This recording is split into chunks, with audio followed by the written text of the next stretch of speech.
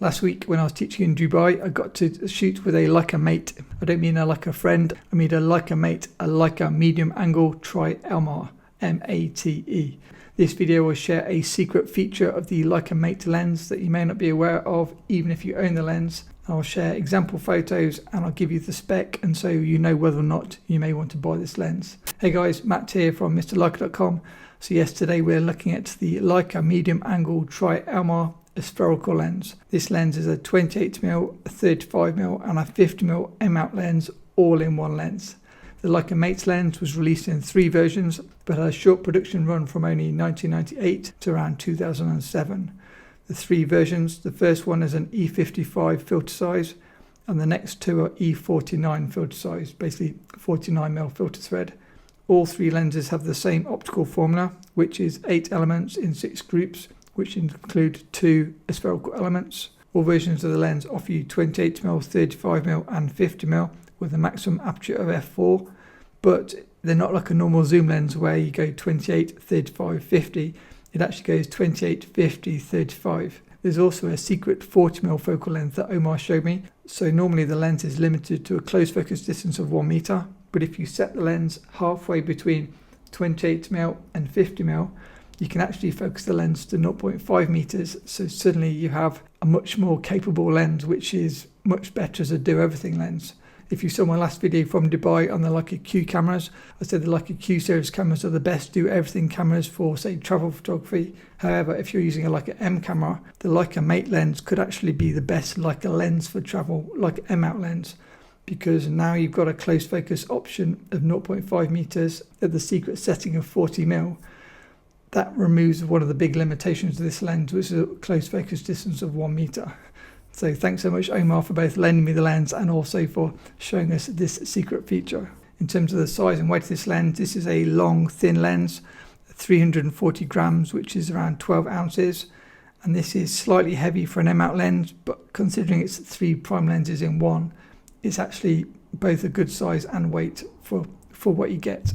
Before we move on to the photos, it's worth mentioning there's also a Leica Weight lens, W-A-T-E. This is a 60mm, 80mm and 21mm f4 lens all in one lens. So the Leica Mate and the Leica Weight are the 2 zoom lenses available for the Leica M system. This video is only going to look at the Mate images because I've not yet used the Leica Weight, but maybe I'll do that in a future video. Before we look at these sample photos, I just want to give a massive thanks to my awesome patrons.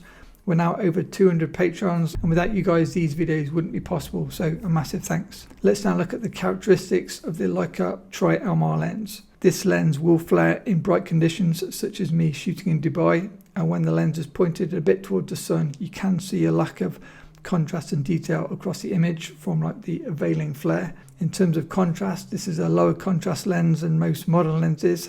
Bear in mind that this lens was released in the film days, so it has a less modern, less clinical look than you would get from the latest releases from Leica and Voigtlander.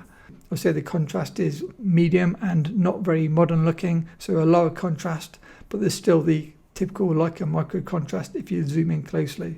When it comes to sharpness, the sharpness is good from around 5.6 to f8, but I found it a little bit soft at f4. Maybe this is just my examples. All these photos are shot on a full frame like SL camera.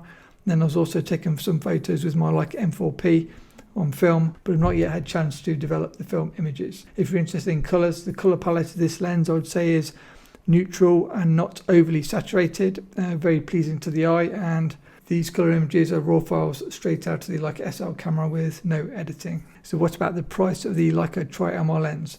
Looking on eBay in the UK, they go from around £2,000 to as much as £10,000 depending on condition and the version of the lens. They come in both black and silver.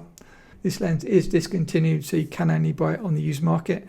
If you're in the US, you'll be looking to pay from around, I would say, $2,500 to $5,000 plus dollars. So it's not the cheapest Leica lens, but equally there's no modern equivalent of a Leica M-mount zoom lens giving you 3 prime lenses in one. So it probably is still a great lens if you want one lens that will do everything. But can I recommend this lens?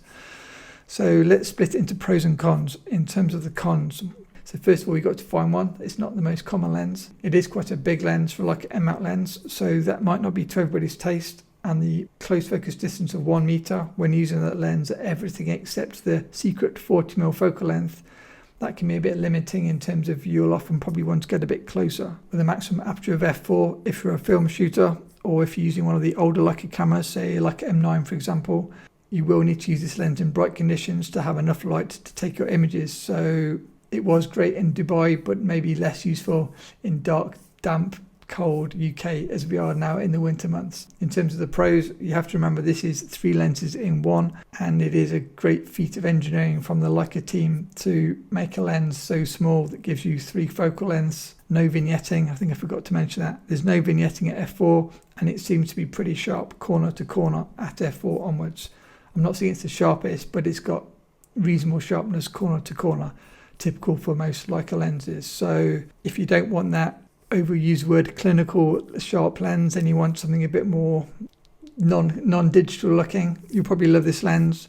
I wish it's a tiny bit sharper for me at f4, but other than that, I really enjoyed using it, and a huge thanks to my new friend Omar in Dubai who allowed me to test this amazing lens. Talking of Dubai, this is the second of 4 videos, so if you've not yet subscribed, feel free to subscribe. I've still got the video of the Is the Leica M9 Any Good in 2022. Thanks for watching, and to see more Leica lens reviews, click my playlist next.